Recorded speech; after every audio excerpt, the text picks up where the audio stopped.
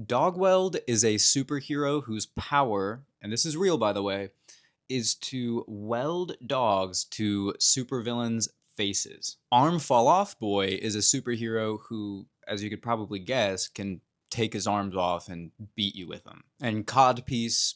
you can just look him up on your own. These are all real characters that have been published in DC Comics like more than once. But even if you don't know those characters, but you've been reading DC for a while, I can pretty much guarantee that you can think of at least one run that left you feeling like it was an utter waste of money and one of the worst things that you've ever read. But if you look like me, none of that ever made you question whether or not you were going to be able to read another character that looked like you and that you resonated with and you got to go pick up on a weekly basis. In other words, you had the privilege to not buy that run and to make fun of those characters that you thought were stupid and didn't even know how they got published to begin with. This is why saying put your money where your mouth is in response to the DC Whiteout boycott and the 1200 days that DC has gone without once announcing an ongoing mainline universe run that follows a black character is an extremely destructive and counterproductive mindset to have, even if you don't realize it. It puts the black community in a profoundly unfair position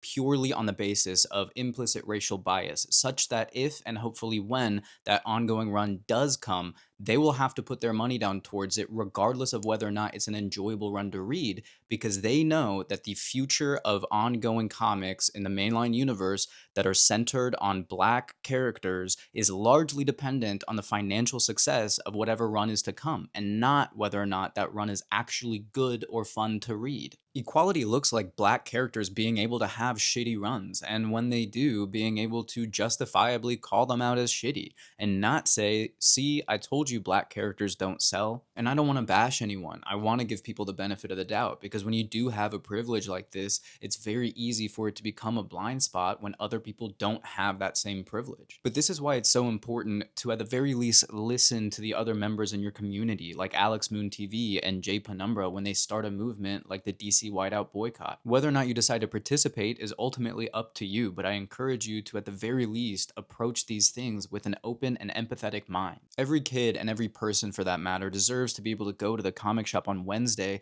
and see a character that looks like them and inspires them to be stronger and more resilient. There are a ton of compelling, inspirational black characters in the DC universe, and more representation of that benefits all of us.